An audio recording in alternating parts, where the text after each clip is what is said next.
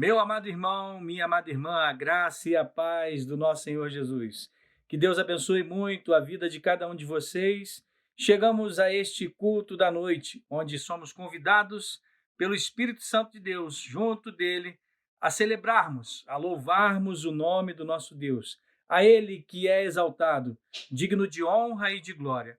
Por isso, você que se achega para este culto conosco, o recebemos em nome do Pai, do Filho e do Espírito Santo.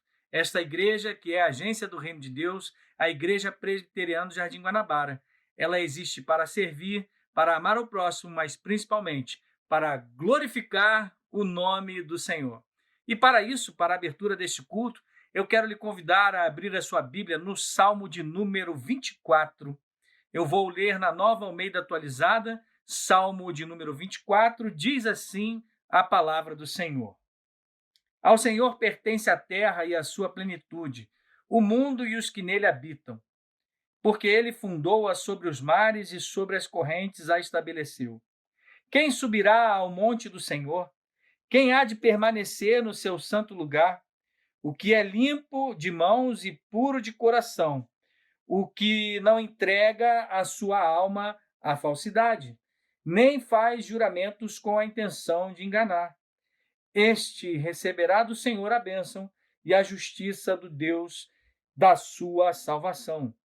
Esta é a geração dos que o buscam, dos que buscam a face do Deus de Jacó.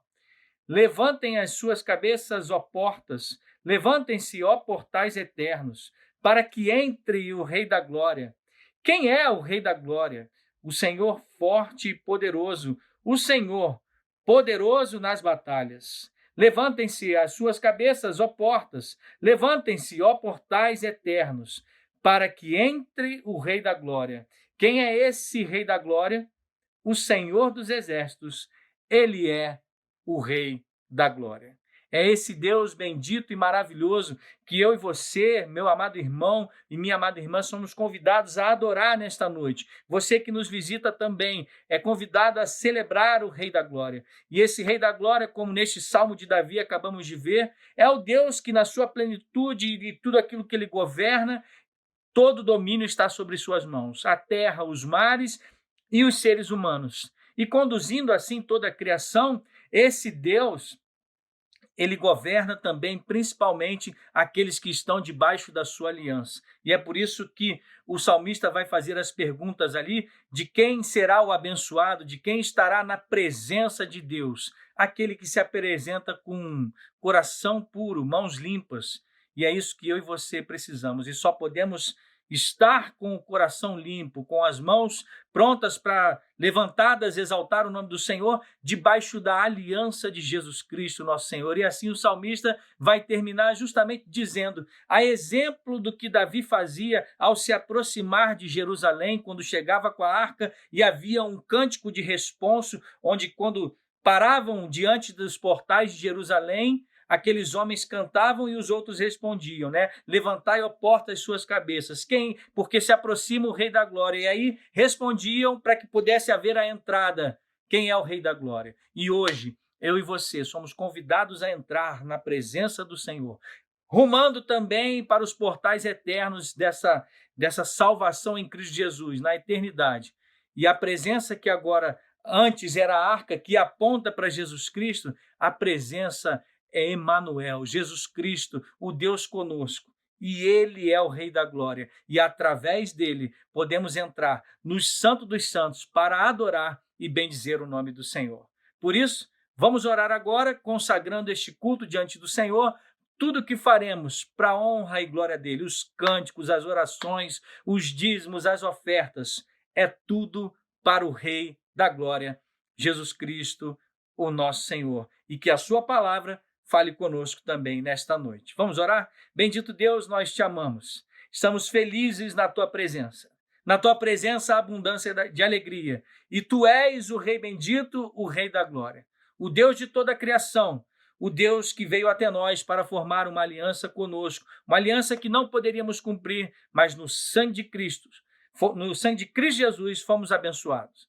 Por isso, nesta noite, recebe a nossa adoração e fazemos assim, adorando a ele, o Rei da Glória, que abriu os portais eternos para que caminhemos na sua presença e um dia estaremos eternamente, todos juntos, louvando e bendizendo o seu santo nome.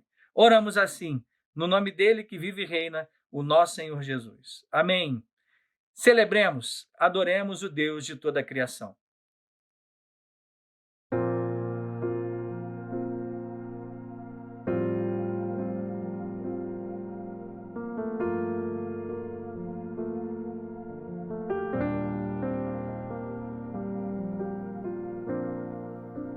A ti eu vou clamar,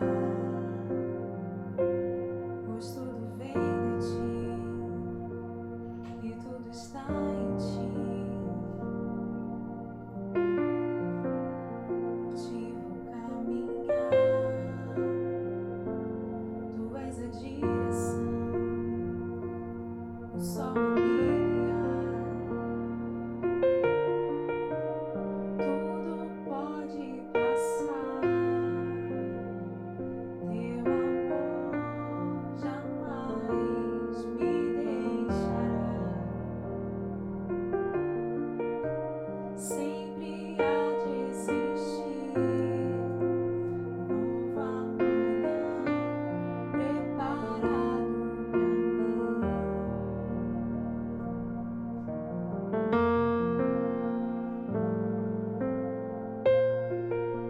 A ti eu vou clamar, pois tudo vem de ti e tudo está em ti. Por ti vou caminhar, tu és a direção, o sol a brilhar. Tudo pode passar,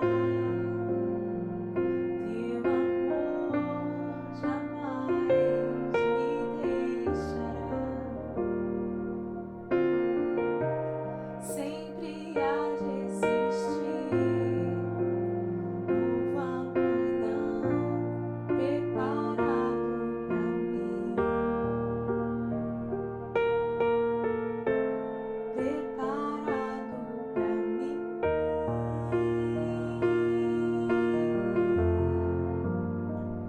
Eu me rendo aos teus pés, és tudo que eu preciso para viver. Eu me lanço aos teus braços, onde encontro meu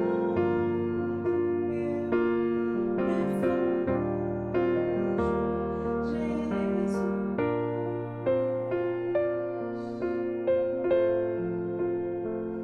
Eis-me aqui, Jesus.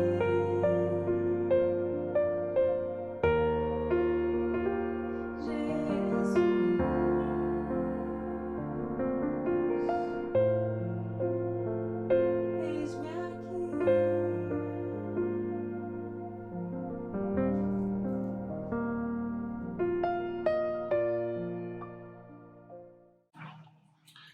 Olá, irmãos, graça e paz. Eu quero compartilhar com vocês, para esse momento de contrição, o texto que está lá em Romanos, capítulo 8, apenas o verso 1, que diz assim: Agora, pois, já nenhuma condenação há para os que estão em Cristo Jesus. Agora, pois, nenhuma condenação há para os que estão em Cristo Jesus. O apóstolo Paulo, ele exulta aqui com uma constatação maravilhosa. Ele está falando do fato de que não há mais nenhuma condenação pesando sobre aqueles que estão em Cristo Jesus. O apóstolo Paulo, no capítulo anterior, lá no capítulo 7, ele vai lá no final do capítulo discorrer a respeito das questões da lei, das reivindicações que a lei ela apresenta. E no capítulo 8 ele declara, né, que nós estamos quites diante da lei e da justiça divina. A condenação que deveria cair sobre nós, ela caiu sobre o nosso Senhor Jesus Cristo. E o que de fato isso significa? Que todos os meus pecados, desde o meu nascimento até minha morte, eles foram pagos de forma cabal. Mas isso não quer dizer que com a quitação da nossa dívida diante da justiça divina, é tirado de nós a capacidade de cometer pecado. A grande diferença é que agora nós sabemos quando pecamos. Aquilo que antes da conversão nos trazia algum prazer, agora nos conduz a momentos de tristeza e de angústia. Diante dessa realidade, nos é dado o lugar da contrição, onde reconhecemos que erramos, seja por pensamento, seja por ação, seja por omissão, e uma vez reconhecendo que pecamos, nós confessamos os pecados, reconhecendo que são pecados e rogamos o perdão ao Senhor. E isso tudo em nome de Jesus, porque foi Ele quem conquistou para nós esse lugar de contrição. O texto não somente declara o pagamento total da dívida devida pelos nossos pecados, mas ele também nos chama ao reconhecimento de que um preço foi pago pela nossa dívida. Não foi algo barato, mas custou a vida do nosso Senhor Jesus Cristo. E isso nos coloca diante da realidade de que nós não podemos pagar pelo que foi feito, mas nós podemos responder em amor, buscando uma vida diferenciada, pautada pelas orientações da palavra de Deus, a qual revela a boa, perfeita e agradável vontade dele. Somos então chamados a confessar os nossos pecados e nos colocarmos em contrição diante do Senhor e reconhecer os nossos limites e onde nós falhamos, e dessa forma rogando o perdão e também rogando a força para lutar contra o pecado. Vamos orar nesse momento. Bendito Deus, eterno Pai, nos colocamos, Senhor, na Tua presença e derramamos o nosso coração diante de Ti. É angustiante, muitas vezes, reconhecer a nossa incapacidade da perfeição. Reconhecer, Senhor, que diante da manifestação de tão grande amor demonstrado na entrega do nosso Senhor Jesus Cristo, muitas vezes nós não conseguimos responder à altura, nós não conseguimos responder com a busca de uma vida de santidade. Nós falhamos, nós tropeçamos, às vezes nós invertemos valores, às vezes nós fazemos um sincretismo do valor da sociedade com um valor que é contracultural do reino de Deus. Mas a Tua palavra e o Teu Santo Espírito que nos ilumina na leitura da Tua palavra, ele nos coloca sempre diante da realidade, daquilo que é verdade. E aí nós entendemos que tropeçamos, nós entendemos que caímos, nós entendemos que não fizemos a Tua vontade. E aí o nosso coração se entristece, porque nós decepcionamos o Senhor. Nós, de alguma forma, entristecemos o Espírito. E por isso, Senhor, nós rogamos o Teu perdão. Nós rogamos, Senhor, que aquilo que Jesus conquistou de uma vez por todas preenche o nosso coração de forma que, reconhecendo que erramos e confessado, Pai, estes pecados, que não venhamos, Senhor, mais carregar o peso deles sobre nós. Que a Tua palavra nos garante que esse jugo o Senhor já carregou. Mas que busquemos a santificação, que busquemos a manifestação da Tua vontade na nossa vida e sempre pela orientação da Tua palavra. Nós jogamos ao Senhor também a força para lutar contra o pecado, a força para resistir às tentações, para que não prevaleça a vontade do homem natural, do antigo homem, mas que prevaleça a vontade do Senhor manifesta em nós que agora somos nova criatura. Perdoa, Pai, os nossos pecados. Toma, Senhor, a nossa vida em Tuas mãos. Tudo isso nós colocamos diante do Senhor, certo de que o Senhor nos ouve, porque nós oramos em nome de Jesus. Amém, Senhor. Amém, Pai. Boa noite, amada Igreja do Jardim Guanabara. É com muita honra que nós estamos participando desse culto nesse domingo à noite. E é muita alegria de estar aqui podendo participar com os irmãos desse momento tão importante. Muita saudade de cada um, de cada irmão, de cada família. Graças a Deus já conseguimos retornar aos cultos presenciais apenas pela manhã, mas já é uma grande bênção Deus ter nos concedido essa possibilidade. Queridos, agora eu quero convidar os irmãos a participarem do momento de ofertório, momento importante do culto, em que nós vamos ofertar ao Senhor nosso Deus, uma pequena parte de tantas bênçãos, de tanto que Deus tem nos dado, tem nos abençoado.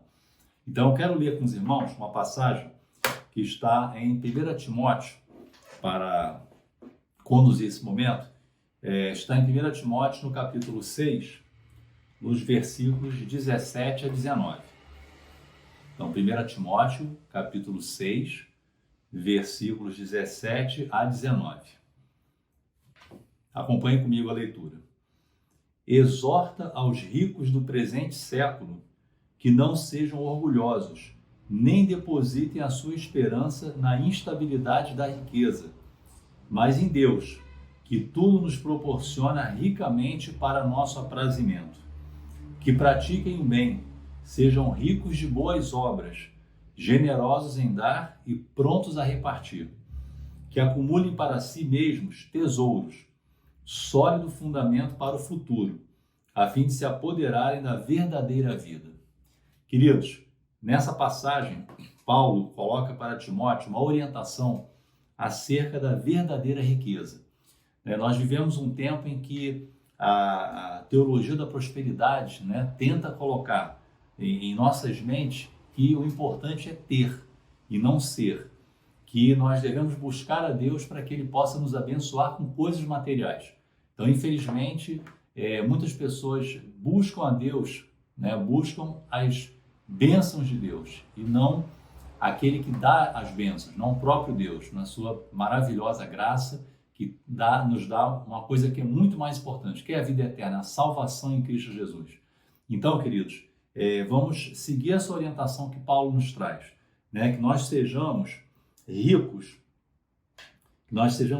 de boas obras, que nós abençoemos, nós usemos o nosso recurso, aquilo que Deus tem nos dado, tem permitido que nós ganhemos com o nosso trabalho, enfim, com nossas atividades, que nós usemos esses valores, tudo isso que nós recebemos para abençoar outras vidas, abençoar nossas famílias, abençoar nossos irmãos e aqueles que são necessitados.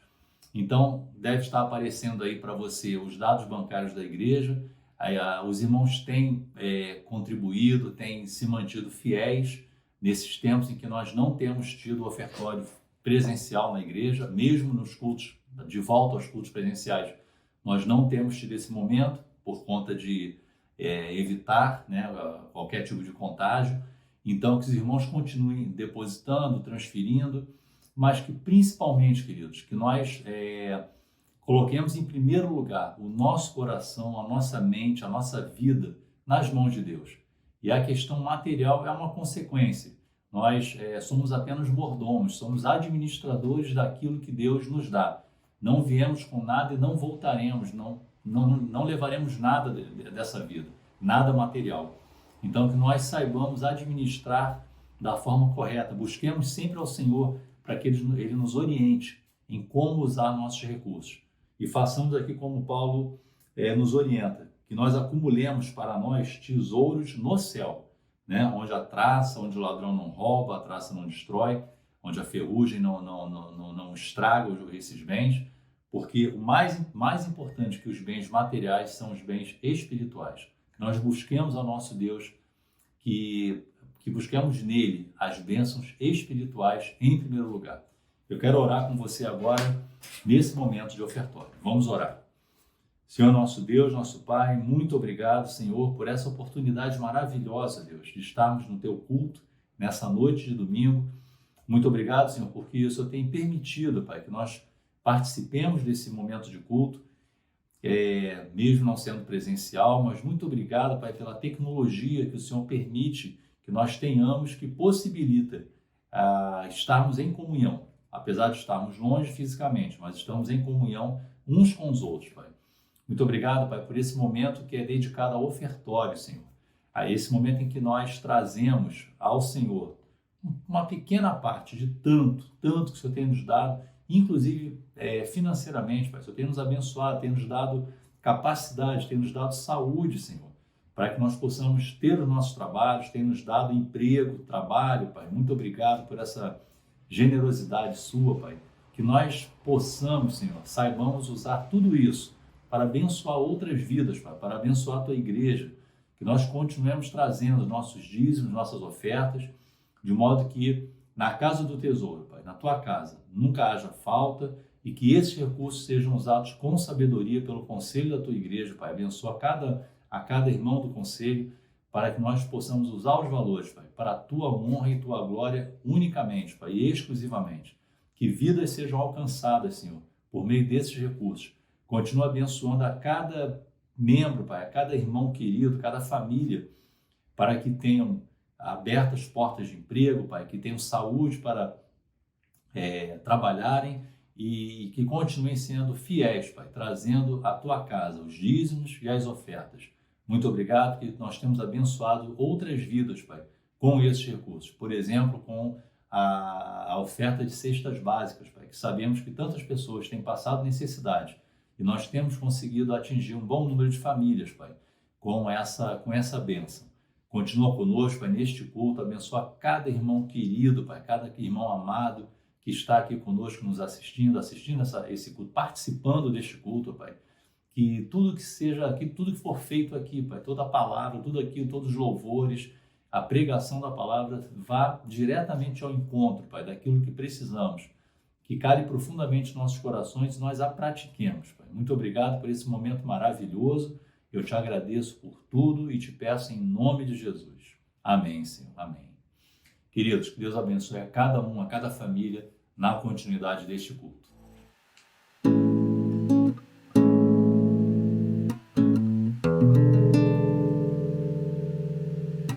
Essa paz que sinto em minha alma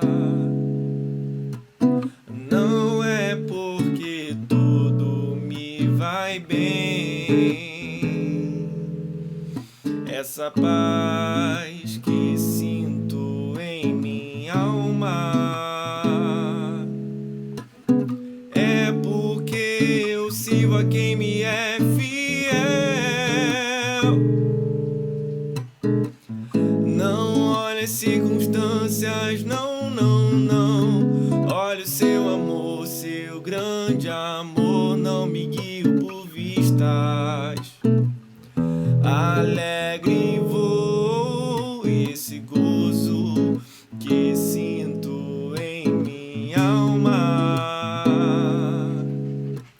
não é porque tudo me vai bem. Esse gozo que sinto em minha alma é porque eu sirvo a quem me é fiel. Não olhe as circunstâncias, não. Olhe o seu amor, seu grande amor. Não me guio por vistas. Alegre vou, e ainda que a terra não floresça e a vide não dê o seu fruto, ainda que os montes se lancem ao mar ou que a terra trema,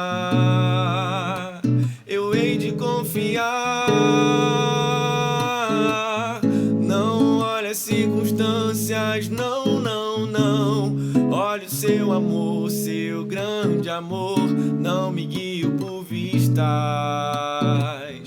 Alegre vou, aleluia, glória, aleluia, glória, aleluia ao meu Senhor, aleluia, glória, aleluia, glória, aleluia ao meu Senhor. Não olhe as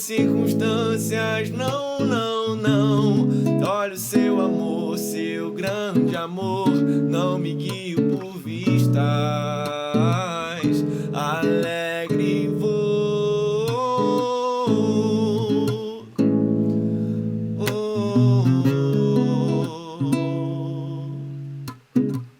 Não me guio por vistas, alegre vou. Ouvir a palavra do Senhor é um privilégio que Deus nos deu de presente. Porque ao ler as Escrituras, nós ouvimos a voz de Deus. E nesse momento em que vamos ouvir da palavra, por instrumentalidade do seu servo, nós vamos rogar a Deus a bênção sobre a nossa vida. A bênção da iluminação do Santo Espírito de Deus. Então, vamos fechar os nossos olhos e nos colocar mais uma vez na presença do nosso Deus. Senhor Deus amado, louvamos o nome do Senhor pela palavra que nos chega nessa noite. E pedimos ao Senhor, Deus amado, que pelo Teu Santo Espírito aclare as nossas mentes e os nossos corações, de forma a fazer com que desde a leitura da Sua palavra, a nossa vida, o nosso coração, já entendam tudo o que o Senhor tem a dizer para nós nessa noite. Por isso é que nós oramos em nome de Cristo Jesus, o nosso Senhor. Amém e amém. Ouçamos do Senhor nesta noite. Olá pessoal, aqui é o Reverendo Joel Teodoro.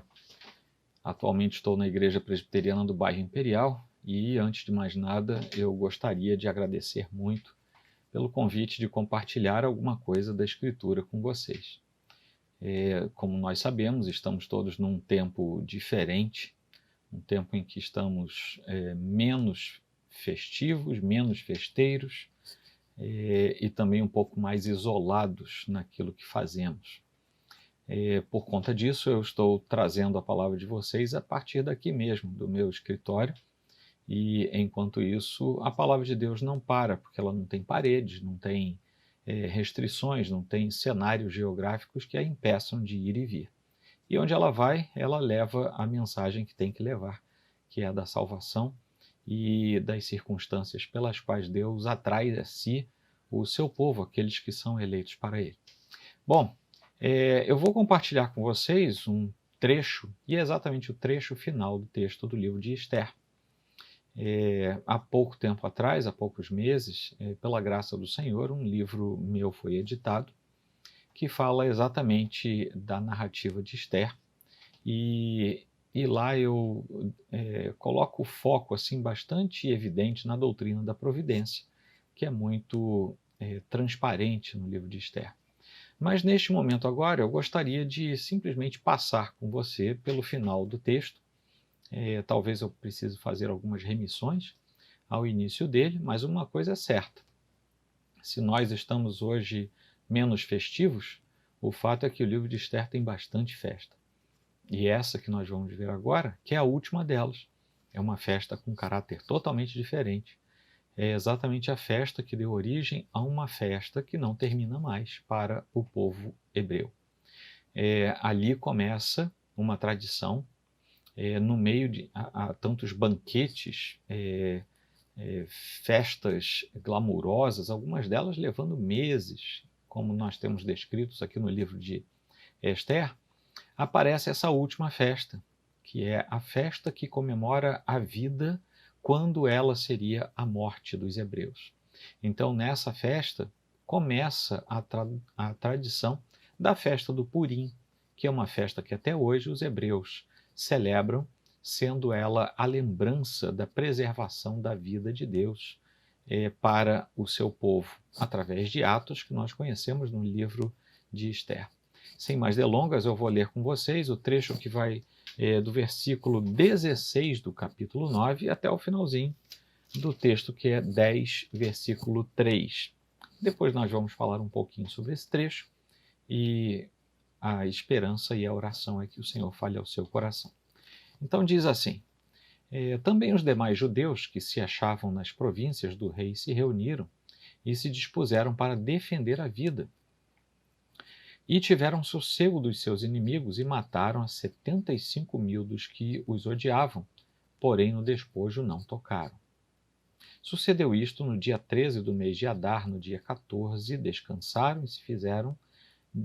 e o fizeram dia de banquetes e de alegria. Os judeus, porém, que se achavam em Susã era a cidadela que estava funcionando como capital, onde estava o rei e Ester também. Os judeus, porém, que se achavam em Susã se ajuntaram nos dias 13 e 14 do mesmo, e descansaram no dia 15 e o fizeram dia de banquetes e de alegria. Também os judeus das vilas que habitavam nas aldeias abertas fizeram do dia 14 do mês de Adar dia de alegria e de banquetes, e dia de festa e de mandarem porções dos banquetes uns aos outros. Mordecai escreveu estas coisas e enviou cartas a todos os judeus que se achavam em todas as províncias do rei Assuero, aos de perto e aos de longe, ordenando-lhes que comemorassem o dia 14 do mês de Adar e o dia 15 do mesmo todos os anos, como os dias em que os judeus tiveram sossego dos seus inimigos, e o mês que se lhes mudou de tristeza em alegria, e de luto em dia de festa, para que os fizessem dias de banquetes e de alegria, e de mandarem porções dos banquetes uns aos outros e dádivas aos pobres. Assim, os judeus aceitaram como costume o que naquele tempo haviam feito pela primeira vez, segundo Mordecai lhes prescrevera. Porque Amã, filho de Amedata, o Agagita, inimigo de todos os judeus, tinha intentado destruir os judeus, e tinha lançado o pur, isto é, sortes, para os assolar e destruir. Mas, tendo Ester ido perante o rei, ordenou ele por cartas que o seu mau intento que assentara contra os judeus recaísse contra a própria cabeça deles, para os assolar e destruir. Mas, tendo Ester ido perante o rei, ordenou ele por cartas que o seu mau intento que assentara contra os judeus recaísse contra a própria cabeça dele, pelo que enforcaram a ele e a seus filhos.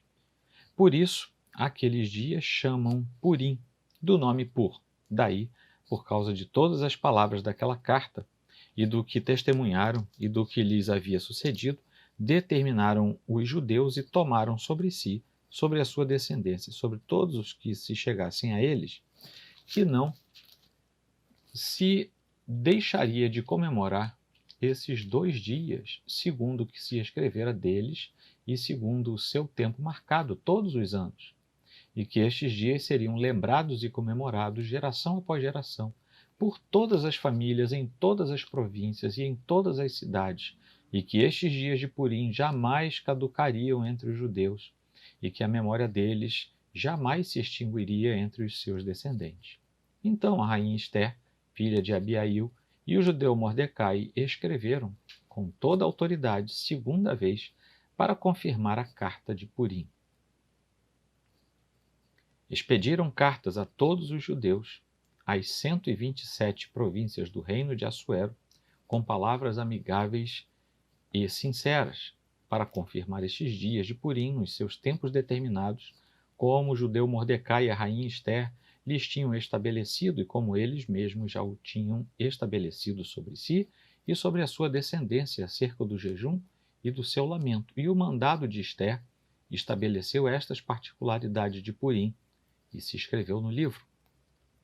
Depois disso, o rei Assuero impôs tributos sobre a terra, sobre as terras do mar, quanto aos mais atos do seu poder e do seu valor e ao relatório completo da grandeza de Mordecai, a quem o rei exaltou. Porventura não estão escritos no livro da história dos reis da Média e da Pérsia?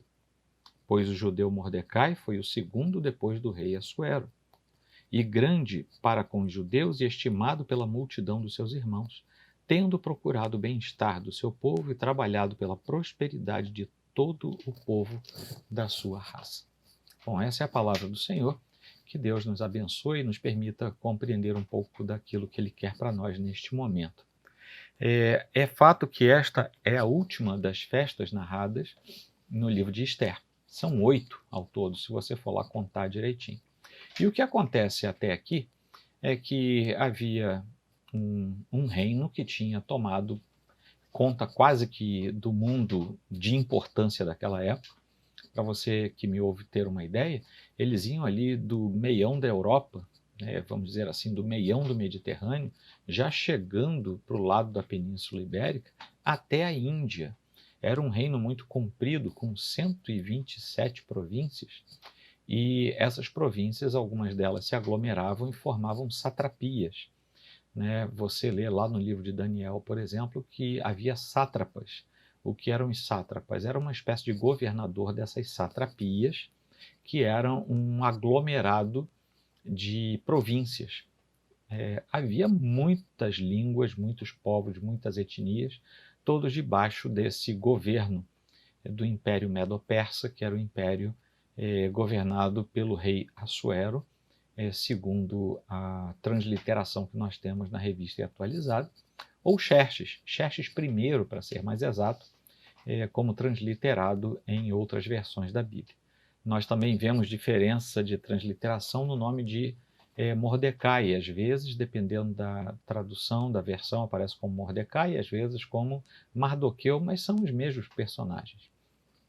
Bom, acontece que essa é a última festa de Ester, dá início à festa do Purim. Essa oitava festa descreve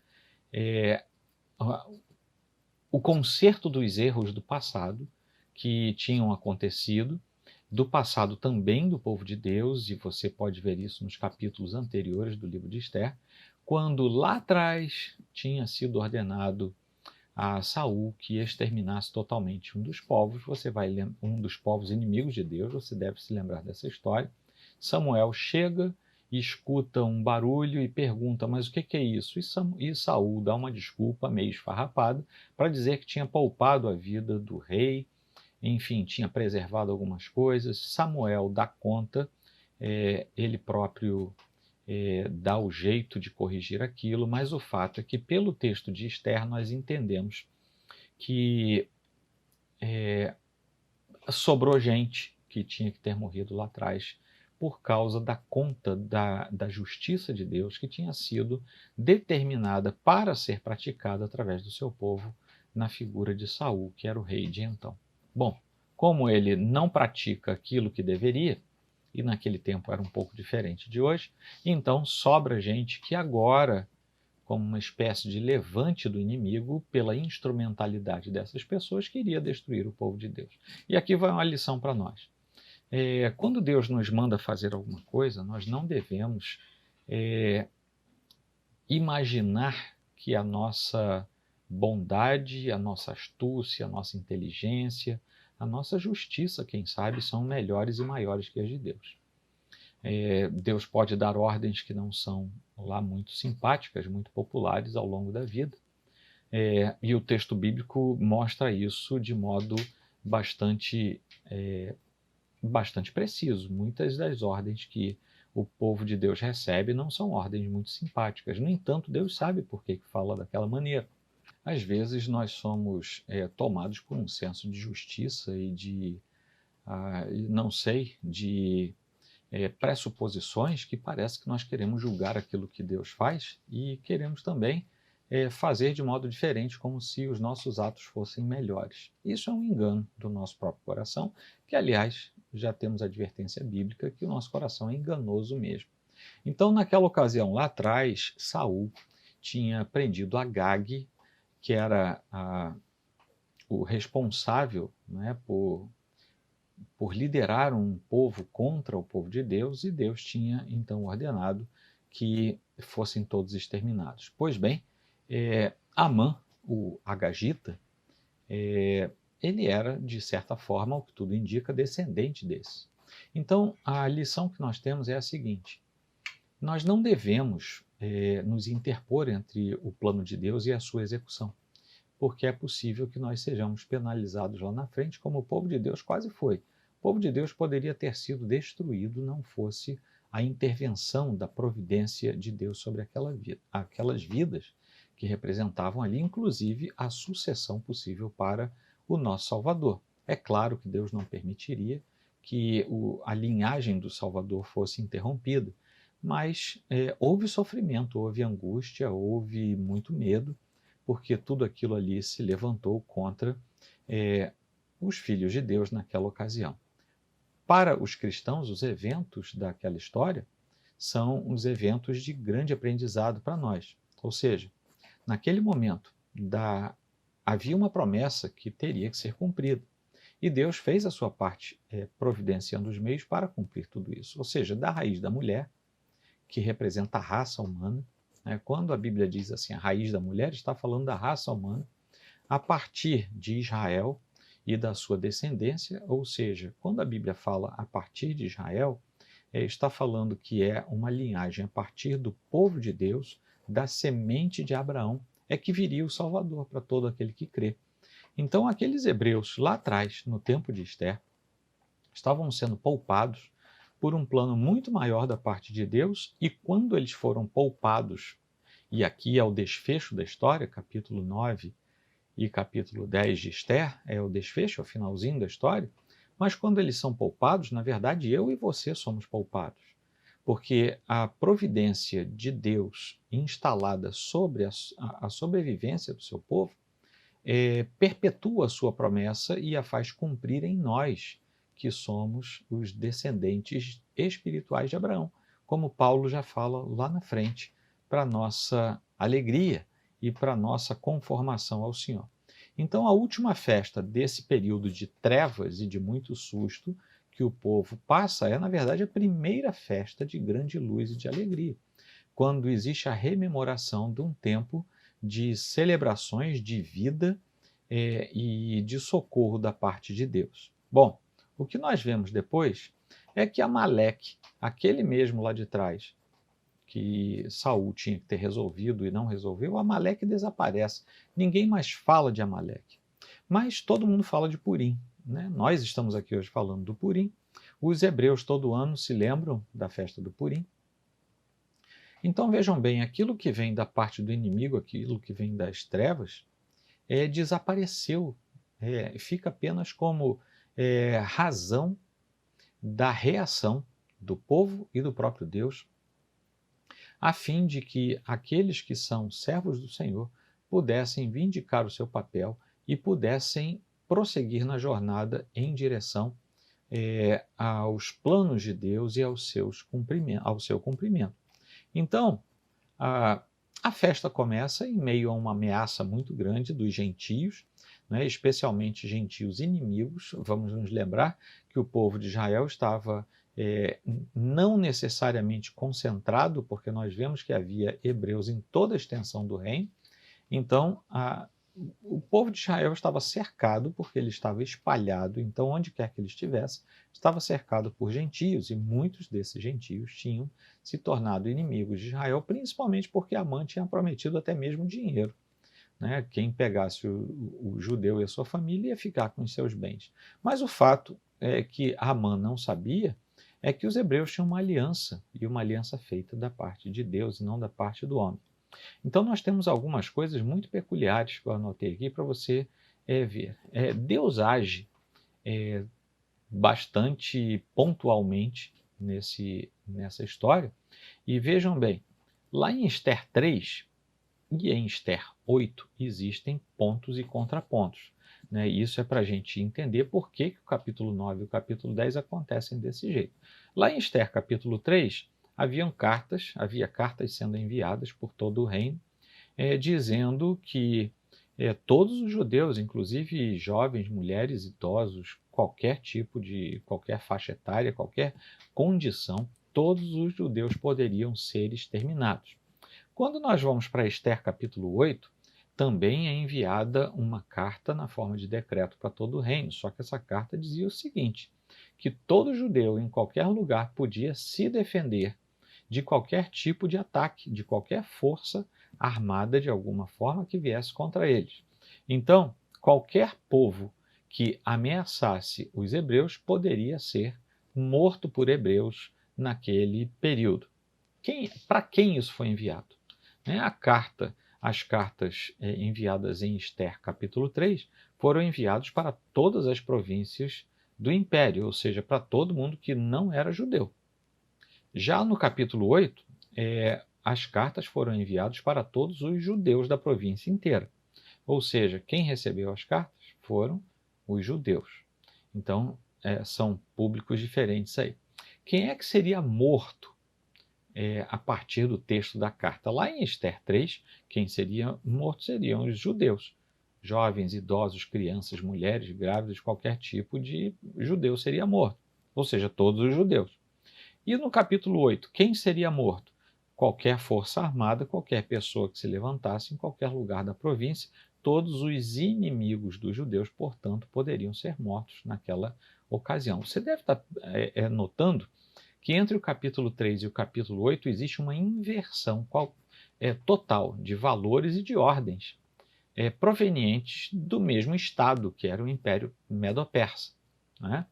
Quais os bens seriam, o que seria dos bens daquelas pessoas que seriam mortas? Lá em Esther capítulo 3, todos os bens dos judeus poderiam ser saqueados. Então, era interesse até do vizinho ir lá e matar um judeu, porque tudo que ele tivesse seria dele, seria um despojo, como se ele tivesse uma guerra. Lá no capítulo 8, todos os bens do inimigo que atacasse Israel seriam saqueados, ou seja, todos. Em Esther capítulo 3, os gentios que matassem judeus ficariam seus bens. No capítulo 8, os judeus que matassem aqueles que os estavam atacando, os gentios que os atacassem, ficariam também com os seus bens. Qual foi o dia marcado para isso? Tinha um dia para isso acontecer, não era assim de qualquer jeito, tinha um dia, e o decreto estabelecia que lá no capítulo 3 seria no 13º dia do 12º mês, que é o mês de Adar. Vamos para o capítulo 8, 13º dia do 12º dia do 12º mês, que era o mês de Adar. O que nós vemos aqui é que em todas as coisas houve uma diferença e uma inversão, mas a data foi a mesma. Ou seja, na mesma data em que os judeus seriam mortos, na verdade, aqueles que atacassem os hebreus seriam mortos pela graça do Senhor, que fez com que o governante daquele tempo expedisse aquele decreto. Que ano seria isso? Era o mesmo mês, mesmo dia e mesmo ano, 473 a.C. A gente está chegando pertinho daquele tempo em que há um silêncio entre o Antigo e o Novo Testamento. O Império Medo-Persa aqui, ele estava ainda dominante, mas ele já começava a ter problemas e pouco tempo depois ele ia entrar num declínio do qual jamais sairia. Qual é a finalidade dessa lei? Lá no capítulo 3, a finalidade era exterminar, era aniquilar completamente todos os judeus, porque vamos nos lembrar, quem está por trás dessa lei, dessa promulgação, lá em Esther 3, é Amã. Ele é que faz a cabeça do rei para expedir essa lei. Mas lá no capítulo 8, a finalidade da lei não é atacar os gentios, mas é defender os judeus de qualquer ataque dos gentios. Para isso, poderia matar e aniquilar toda a força armada. Então, no capítulo 3, era aniquilar os judeus. No capítulo 8, era exterminar os inimigos dos judeus que os atacassem. Ora, é por causa desses episódios que nós lemos o seguinte, por parte de um autor chamado Schultz. A tranquilidade foi restaurada sem tardança, e os judeus instituíram uma celebração anual em comemoração ao seu livramento. Purim foi o nome dado a esse feriado porque Amã havia determinado tal data mediante o lançamento de sorte, o Pur. Então, Pur ficou de lado e Purim entrou. Bom, em todos esses episódios o que nós vemos é a graça de Deus sendo manifestada, porque o povo de Deus tinha entrado por um caminho do qual ele não sairia naturalmente, não teria como. Mas algumas coisas assim muito curiosas aconteceram ao longo da história até chegarmos aqui.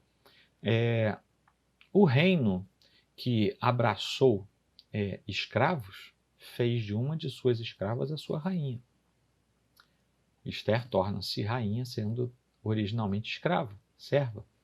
Aquele que mandava abaixo do rei, que é Amã, faz uma forca muito alta, e é enforcado na própria forca, porque o rei, quando ele estava no último banquete em que ele foi desmascarado por Esther, teve a impressão, inclusive, que Amã queria abusar da rainha na frente dele. Você pode ler lá depois que você vai ver o que eu estou falando. Então, ele foi totalmente guiado. Ele é o típico sujeito que se enrola na sua própria corda. Mas isso não é porque ele fosse tolo. Isso é porque Deus estava guardando o seu povo, assim como ele guarda a mim e a você. Aquelas duas pessoas principais na história, que são, por um lado, Mardoqueu e por outro Esther, foram pessoas que sofreram um mal muito intenso.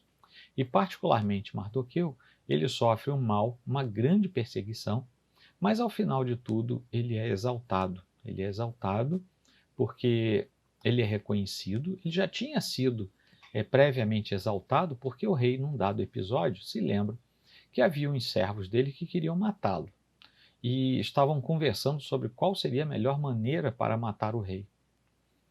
Quem escuta isso é Mardoqueu, ou Mordecai. Ele vai e faz com que isso chegue aos ouvidos do rei. O rei manda investigar e era verdade. E ele mata aqueles homens que queriam matá-lo. Lá na frente, ele pergunta que tipo de honra foi dada a esse homem que salvou a minha vida, né? Entregou os meus eventuais assassinos. E falaram, não, a gente não fez nada, não honrou. Foi aí que começou a desgraça pública de Amã, porque o rei falou assim, olha, o que vai fazer com alguém que salva a vida do rei, assim, assim? E Amã, pensando que era para ele, não é? Faz assim uma grande pompa, tem que andar no cavalo do rei, tem que se vestir com roupas reais, tem que fazer isso, tem que fazer aquilo, o povo tem que gritar na frente dele, né? E o rei então diz para Amã, então faz isso que você acabou de falar com Mardoqueu. E daí ele começa a ser exaltado, e quando Amã chega na sua casa, as pessoas ainda dizem assim, até a sua mulher falou, olha bem, você está perdendo, viu? Esse homem vai te dar uma pernada e você vai ser posto de lado na presença do rei. E não deu outra, nós sabemos pela história.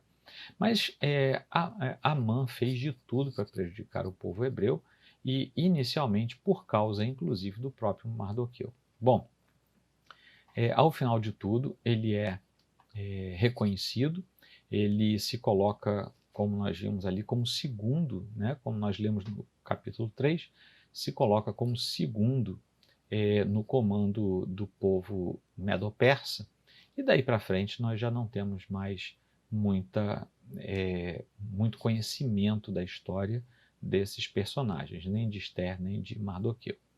O fato é que tudo isso aí mostra uma coisa muito importante para nós. Deus conduz o seu povo. Deus conduz aqueles que são os seus santos. E Deus não permite que nada fuja aos planos perfeitos e eternos que Ele próprio traçou para o seu povo. A nossa jornada, desde o momento em que nós nascemos, ela é totalmente posta diante do Senhor por causa dos seus planos. Isso nós sabemos que é desde a eternidade, mas assim, na nossa história, enquanto espécie, enquanto raça, nós vamos ver que desde que nós somos uma espécie caída, o Senhor tem manifestado a sua mão vigorosa, valorosa e forte em benefício daqueles que são seu povo.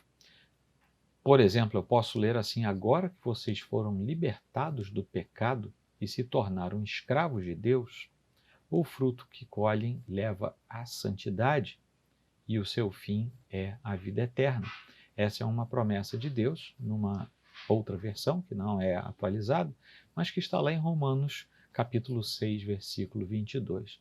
A realidade é que nós que somos filhos de Deus, não somos livres para fazer o que nós quisermos. Nós somos livres da carne, do pecado e do inimigo. E nós nos tornamos prisioneiros de Cristo. E é exatamente pelo fato de nós nos tornarmos prisioneiros de Cristo que nós nos tornamos livres, livres em Cristo. Ou seja, nós mudamos de dono. Não há ninguém aqui nesse planeta que possa dizer eu sou totalmente livre, nenhum de nós. Mas o fato é que só há uma maneira de experimentar a liberdade, e a liberdade verdadeira que está em Cristo. Isso é providência de Deus para a vida dos seus escolhidos, para a decorrência de uma vida que é uma vida posta diante do Senhor. Isso faz com que, uma vez que nós tenhamos chegado a essa posição de sermos prisioneiros de Cristo, é ali que, tendo a liberdade no Senhor, nós nos tornamos capazes de buscar nele, no Senhor, uma vida diferenciada, o que nós chamamos de vida em santidade. J.C. Ryle, foi um bispo anglicano do passado, ele disse o seguinte: receio que o tema da santificação seja excessivamente repelido por muitos. Alguns chegam a evitá-lo com menosprezo e desdém. Essa é uma obra clássica, se você ainda não leu, você deve ler, chamada Santidade. É um texto maravilhoso que foi deixado aí do passado por nós. Mas o que ele lembra nessa expressão é que a justificação, a regeneração, são os movimentos que precedem a santificação. Não basta que nós sejamos salvos, nós temos que ser santos. E ninguém que é salvo vai se contentar em não ser santo. Isso faz parte da providência também do Senhor, para que a nossa vida seja apresentada a Ele lá na frente, como bom resultado e como fruto daquilo que o Senhor fez por nós na cruz do Calvário. Então, uma parte considerável dos nossos problemas e das nossas dificuldades em prosseguir na jornada cristã é o fato de, paradoxalmente, há uma jornada de justificação e de regeneração, nós muitas vezes não queremos progredir na santidade da nossa vida. E isso nos leva a contundências como aquelas que o povo hebreu passou. Ou seja, tendo recebido a diretriz de Deus, não cumpre aquilo que o próprio Deus lhe ordenara fazer. E isso é muito mais fácil de acontecer quando nós evitamos uma vida de santidade. Ou seja, não ficamos atentos à voz do Senhor, não ficamos atentos ao comando da Escritura e, portanto, deixamos passar a oportunidade de obedecer a Deus até nas coisas estranhas que eventualmente recebamos do Senhor como ordenamento para a nossa vida. Bom, a relação é clara, mesmo quando nós não queremos reconhecer. Há um desequilíbrio no servir a Deus se não buscamos uma vida santa. Então, o que nós temos que ver é que lá no comecinho do texto de Esther, as coisas pareciam muito calmas, Esther virando rainha, tudo muito tranquilo. Mas surge um episódio, surge o bandido dessa história, né? Que é Amã. E eu quero que você tenha certeza que existe um Amã para a sua vida. Existe um Amã para a minha vida. É aquele mesmo que lá depois é advertido no Novo Testamento, dizendo que ele está sempre ao nosso derredor, buscando a quem possa tragar. É o Amã que se levanta contra a nossa vida.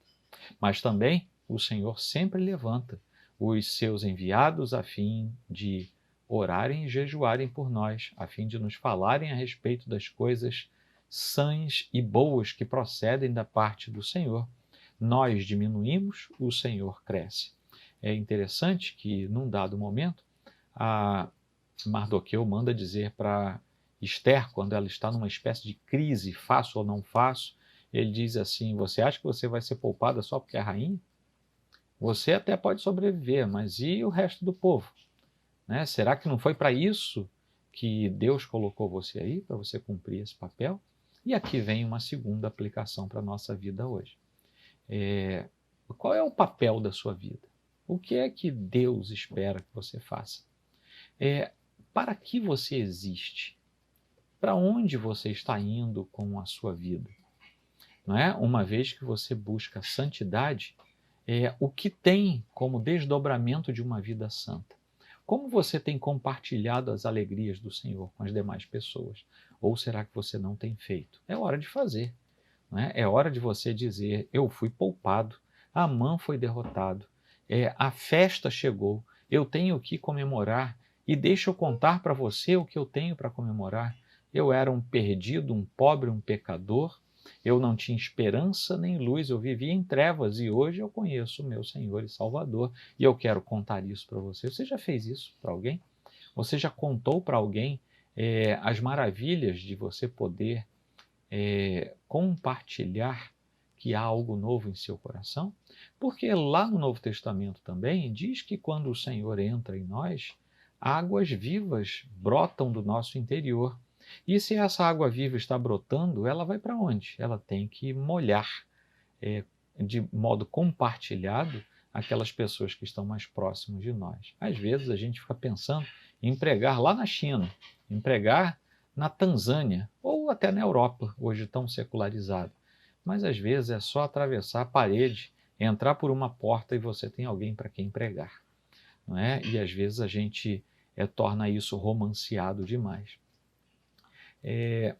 Não basta crer, é preciso que você tenha o prosseguir da sua vida, entrando no caminho da santidade, do compartilhamento da vida de Deus trazida por Cristo, porque apenas crer não funciona.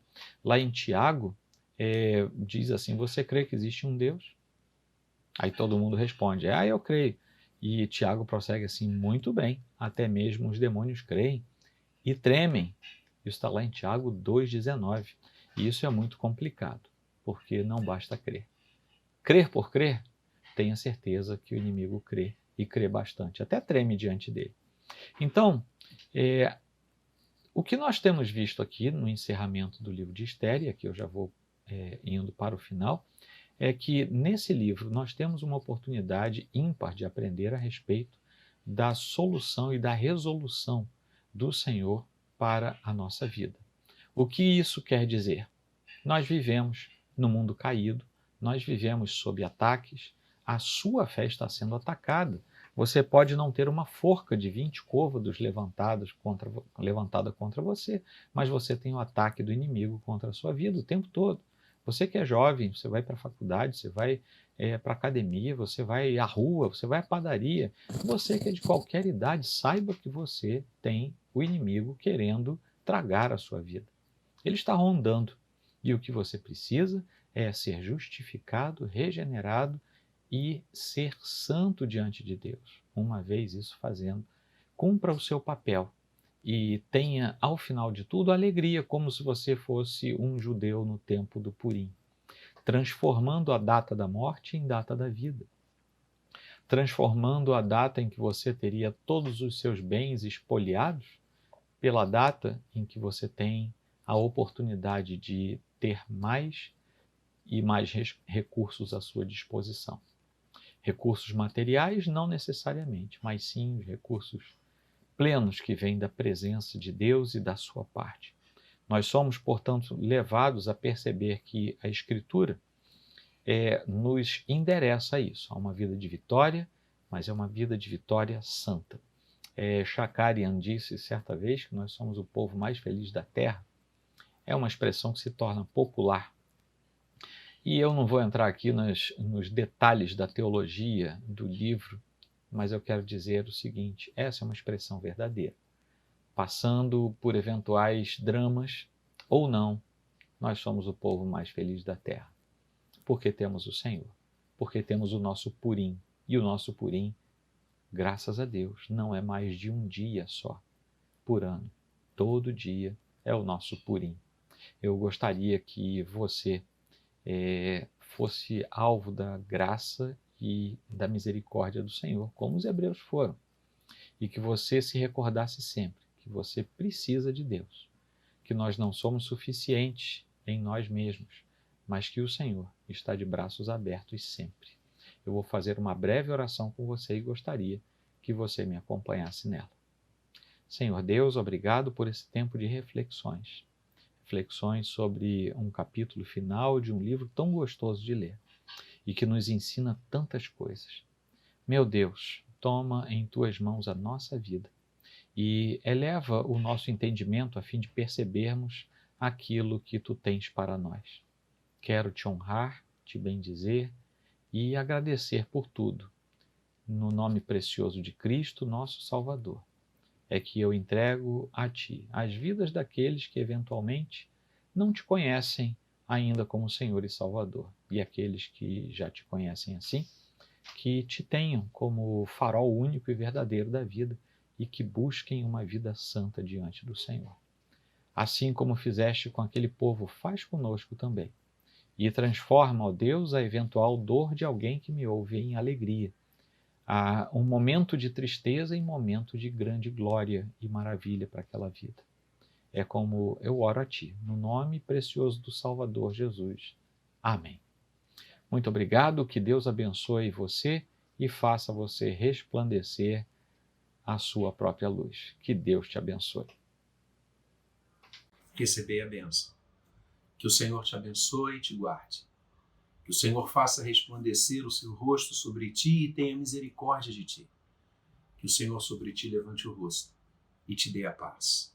E que a graça de Cristo Jesus, Redentor nosso, aquele que era, que é e que há de vir, o amor do Pai eterno, imerecido, a comunhão do Espírito Santo, a sua iluminação, a sua unção, estejam convosco e com todo o povo de Deus aqui agora e para todo sempre.